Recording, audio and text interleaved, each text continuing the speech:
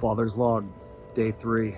I heard her say poop, and I got so excited I ran in there. It has been quite a ride. Last night was the most sleepless night for me so far. Melissa has been through a handful at this point after a full month of the end of pregnancy where she wasn't sleeping more than a couple hours at a time. Last night I tried my best to stay up with Penelope, sleep with Penelope, and make sure that Melissa didn't have anything to do besides present the breast every 2 hours, as they say. Now that we've gotten into some pumping routines, I've been set up with a bunch of milk. So tonight, I'm trying to go 6 hours solo. Wish me luck. I'll admit we're not perfect. Maybe 2.5 hours, sometimes 3 in the middle of the night. It's hard to wake the baby up and do all that, but it's really challenging having to watch Melissa be the only person with 2 boobs. For 2 reasons. One, I feel bad for her. Also, there's the part of it that wishes I could help.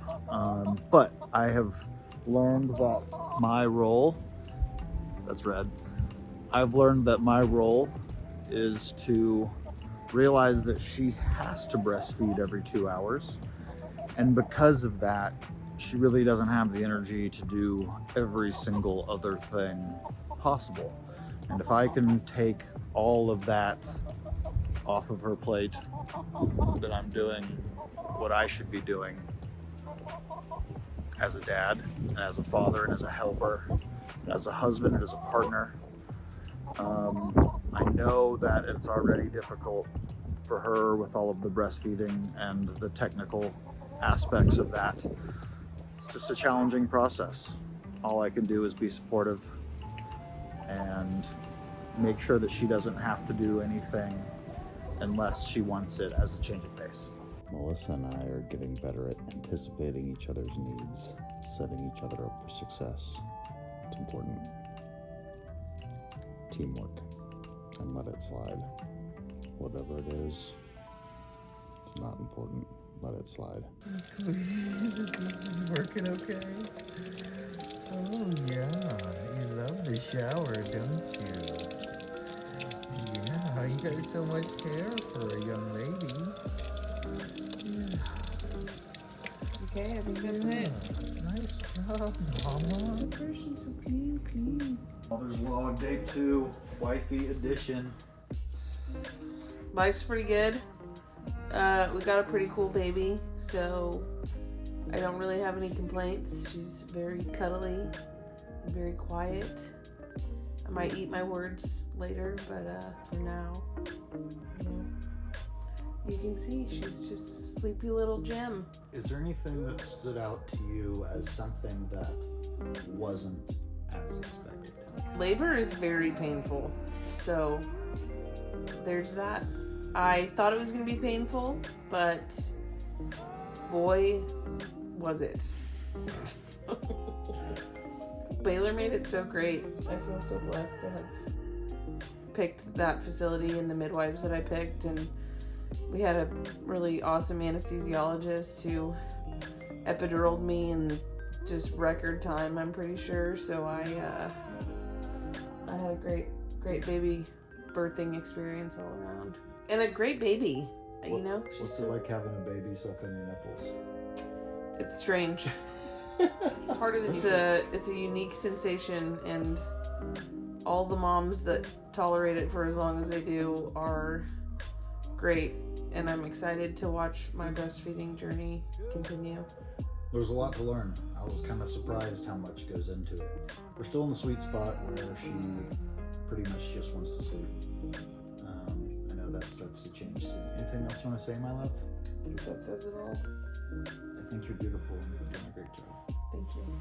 Have the dogs seen her yet? Oh yeah. Oh yeah, that's been kind of an ordeal, to be honest. What, are they afraid of her? No, Tucker really loves her and wants to lick her whole body. All of it. Like everything she does, he wants to be on her, licking her. And then Tucker. And then George just wants to be on me when I'm touching the baby. So I'm trying to breastfeed and he's in my lap, or I'm, trying to hold her skin to skin and he wants to be underneath her in my lap. And so they're both very involved. Tucker, when she was laying down napping, just stared at her through the rails of the crib for a while, which is pretty cute. Father's log. Day 5, but for me, into day 4. We just got a poop. Really exciting one. Hadn't really been wanting to talk about it because we were in the 48-hour range with no poop.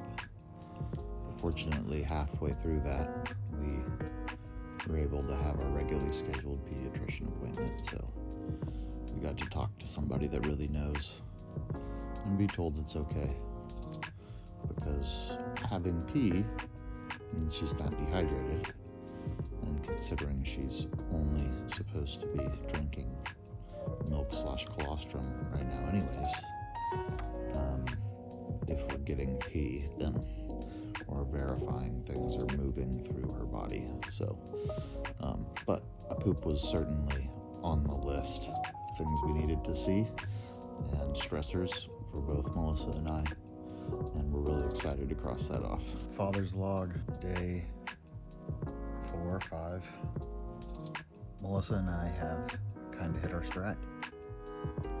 I feel like this is just level 1, but we've gotten good at level 1. Level 2 is coming. Hopefully not too soon, but soon, I know. Our biggest hardship, lesson, mistake, whatever you want to call it, was feeding schedules. It's hard to verify how much a little girl is consuming when she's pulling off the tap, booby. And we went 48 hours without a poop, which is scary for a new parent. And fortunately, our pediatrician was the last person to find a dirty diaper when we were at the hospital, and we already had a pediatrician appointment scheduled, so we didn't have to freak out and call anybody. And we got there and she assured us that since we were getting peas regularly, that we weren't hurting our baby, but we might have gotten a little bit behind on the colostrum breast milk feeding volume. And this morning, at about, I guess it was like 7:30 when Melissa and I were doing the shift change, we got a poo that made us hug. We were so excited to see it. It's so funny how things can change so fast. I love this little girl. Never been so excited to see a bowel movement in a diaper. I'm sure that'll get old too. Hopefully that's level 3. Anyways, the generosity of our friends has been magnificent. We received the benefits of a thing called a meal train. Some of our friends set up. My buddy Maddox and Natalie Womble set up the meal train for us, and Mariel and Nadra Street got to lead off the pack with the first shift, and they dropped off some Streets Fine chicken, and it was delicious. The chicken and dumplings I still think about. It's been great. We really hit our stride. I got 5, maybe 6 hours of sleep. Melissa got 5, maybe 6 hours of sleep. Because she's pumping and doing such a great job doing all of the breast work, I'm able to let her sleep and have a good stock of milk and bottles in the fridge and make sure to get at least an ounce in her every 2 hours.